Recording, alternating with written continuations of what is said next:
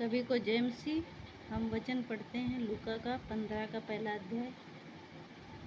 सब चुंगी लेने वाले और पापी उसके निकट आ रहे थे कि उसकी सुने। तब फरीसी और शास्त्री कुड़कुड़ाकर कहने लगे, यह मनुष्य पापियों के साथ मिलता जुलता है और उसके साथ खाता भी है। तब उसने उनसे कहा, दुष्टता, कहाँ तुम में से कौन ऐसा मनुष्य है जिसके पास 100 भेड़ें हों और उनमें से एक खो जाए तो 99 को खुले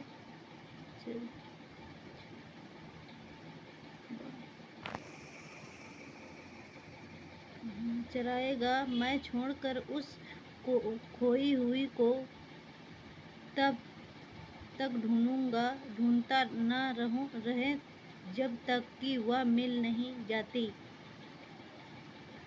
जब वह उसे पा लेता है तो बड़े आनंद से कंधे पर उठा लेता है।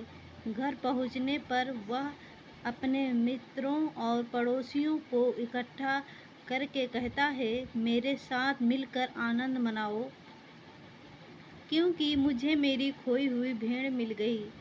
मैं तुमसे सच कहता हूँ कि इसी प्रकार स्वर्ग में भी उन 99 धर्मियों की अपेक्षा जिन्हें मन फिराने की आवश्यकता नहीं, मन फिराने वाले एक पापी के लिए बढ़कर आनंद मनाया जाए। खोए हुए सिक्के का दुष्टना, अथवा ऐसी कौन सी स्त्री होगी जिसके पास चांदी के 10 सिक्के हो और एक खो जाए तो वह दिया जलाकर और घर को झाड़ बुहार कर तब तक सावधानी से ढूंढती न रहे जब तक कि वह मिल न जाए। जब तक वह पा लेती है तो अपनी सहेलियों और पड़ोसियों को इकट्ठा करके कहती है, मेरे साथ आनंद मनाओ, क्योंकि मैंने खोए हुए सिक्के को पा लिया। मैं तुमसे कहता हूँ कि इस प्रकार एक मन फिराने वाली पापी के लिए परमेश्वर स्वर्गदूतों की उपस्थिति में आनंद मनाया जाता है। खोए हुए पुत्र का दुष्टात्मा। फिर उसने कहा, किसी मनुष्य के 2 पुत्र थे और उनमें से जो छोटा था उसने पिता से कहा, हे माता, संपत्ति का वह भाग जो मेरे हिस्से में आता है मुझे दे दे। उसने अपनी धन संपत्ति उनमें बांट दी।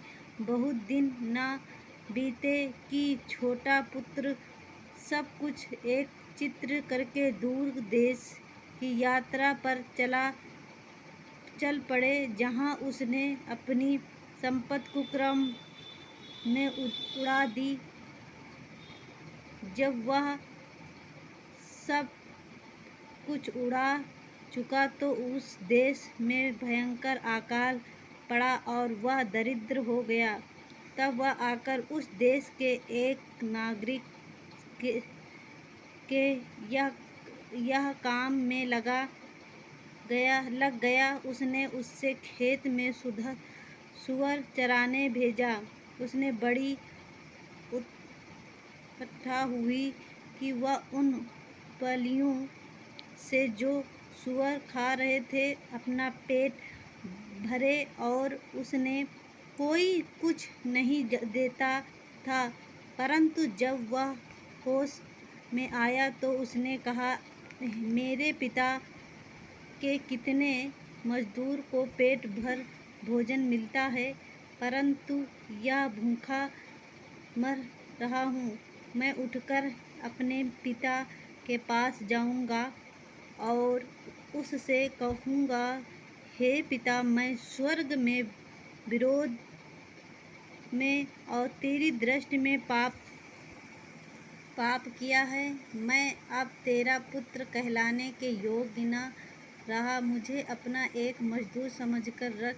ले वह उठकर अपने पिता के पास चला आया, परंतु जब वह अपनी दूर ही था, उसके पिता ने उसे देखा और अवसर तरस खाया अतः उसने दौड़कर उसे गले लगाया और चूमा। पुत्र ने उससे कहा, हे पिता, मैं स्वर्ग के विरोध में और तेरी दृष्टि में पाप किया है। मैं अब तेरा पुत्र कहलाने के योग्य न रहा। परंतु पिता ने अपने दासों से कहा, अच्छे से अच्छा वस्त्र शीघ्र निकाल लाओ और उसे पहनाओ और उसके हाथ में अंगूठी, पाँव में जूतियाँ पहनाओ और एक मोटा बछड़ा लाकर काटो कि हम खाएं और आनंद मनाएं, क्योंकि मेरा यह पुत्र मर गया था, अब जीवित हो गया, वह खो गया था, अब मिल गया। और वे आनंद मनाने लगे। उसका श्रेष्ठ पुत्र जो खेत में था, जब वह आकर घर में निकट पहुंचा तो उसने गाने बजाने व नाचने का शब्द सुना।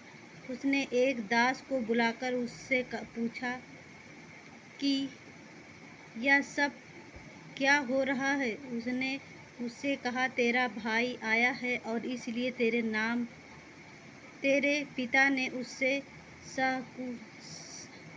पाया है, मोटा बछड़ा काटवाया है।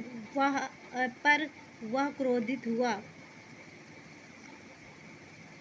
हुआ और भीतर जाना नहीं चाहता था।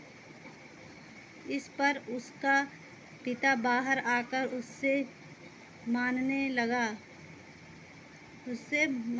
लगा, परंतु उसने अपने पिता को उत्तर दिया, देख, मैं इतने वर्ष से तेरी सेवा कर रहा हूँ और मैंने कभी तेरी एक भी आज्ञा नहीं टाली, परंतु तूने मुझे कभी एक बकरी का बच्चा तक नहीं दिया कि मैं अपने मित्रों के साथ आनंद मनाऊं।